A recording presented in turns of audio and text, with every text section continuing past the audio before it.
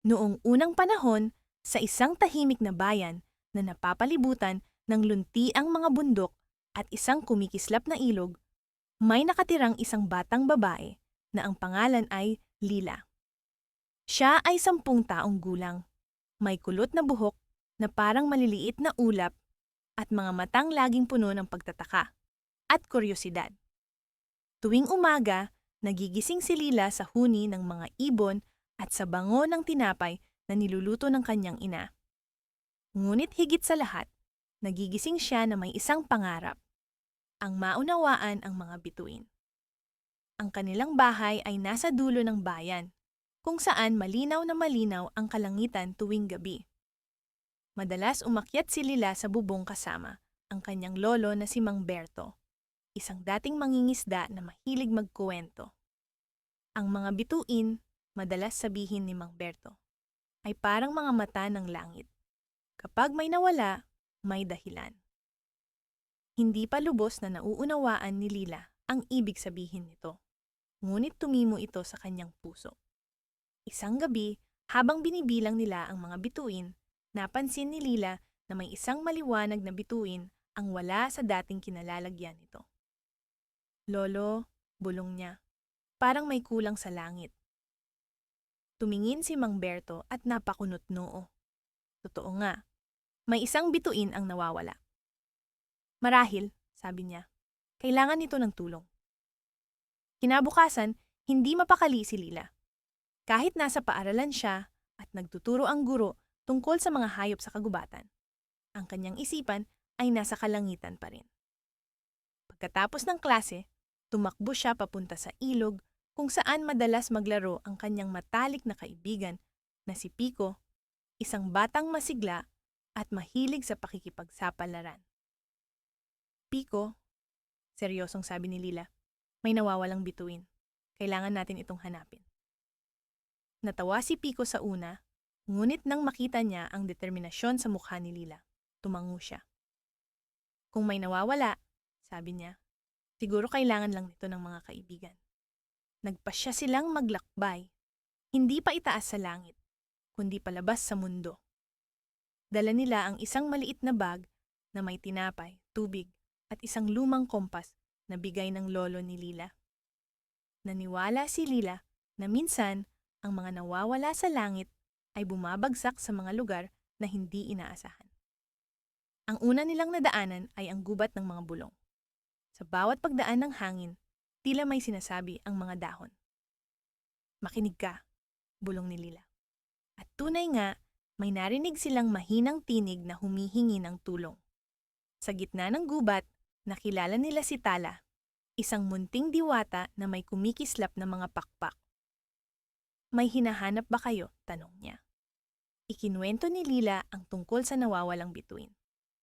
Ngumiti si Tala at sinabi, marami ang nawawala rito, ngunit ang pinakanawawala ay ang kabutihan at tiwala ng mga tao. Binigyan sila ni Tala ng isang maliit na butil ng liwanag. Kapag kayo'y naligaw, sabi niya, sundan ninyo ang liwanag na ito at ang kabutihan sa inyong puso. Nagpasalamat sina Lila at Pico at nagpatuloy sa kanilang paglalakbay. Sumunod nilang nadaanan ang burol ng mga anino. Kahit tanghaling tapat, mahahaba ang mga anino roon. Kinabahan si Pico, ngunit hinawakan ni Lila ang kanyang kamay. Magkasama tayo, sabi niya. Sa tuktok ng burol, nakita nila ang isang malaking bato na tila umiiyak. Ano ang nangyari sa iyo? Tanong ni Lila. Ako ang bantay ng daan, sagot ng bato. Ngunit nakalimutan na ako ng mga tao. Pinunasan ni Lila ang luha ng bato at nag-iwan ng maliit na palatandaan bilang paalala. Unti-unting lumiwanag ang paligid at nawala ang mga anino. Pagsapit ng hapon, narating nila ang dagat ng mga pangarap, isang lawa na hindi lamang mukha ang sinasalamin, kundi pati mga pangarap. Nakita ni Pico ang sarili niyang tumatakbo sa malalayong lugar, habang si Lila naman ay nakakita ng mga bituin na muling nagniningning. Sa gitna ng lawa, may isang maliit na liwanag. Nilapitan nila ito at natagpuan ang isang munting bituin, basa at nanginginig. Ikaw ang nawawala, mahinang sabi ni Lila. Nalungkot ako, tugon ng bituin, dahil nakalimutan na ng mga tao ang mangarap. Inilabas ni Lila ang butil ng liwanag at ipinakita sa bituin ang lahat ng kabutihang kanilang nakita. Ang gubat, ang bato, at ang kanilang pagkakaibigan. Unti-unting lumiwanag ang bituin. Ngunit may isa pa silang kailangang gawin. Ibalik ang bituin sa langit. Sa tulong ng kompas, inakyat nila ang bundok ng mga hiling, ang pinakamataas sa buong lupain. Mahirap ang pag-akyat, ngunit hindi sila sumuko. Pagdating sa tuktok, sinalubong sila ng malakas na hangin. Itinaas ni Lila ang bituin. Handa ka na ba? Tanong niya. Handa na, sagot ng bituin. Sa isang kisap mata, lumipad ito pa itaas at bumalik sa kalangitan. Muling nagniningning ang buong langit. Ang mga tao sa bayan ay napatingala, at si Mang Berto ay napangiti. Alam niyang nagtagumpay ang kanyang apo.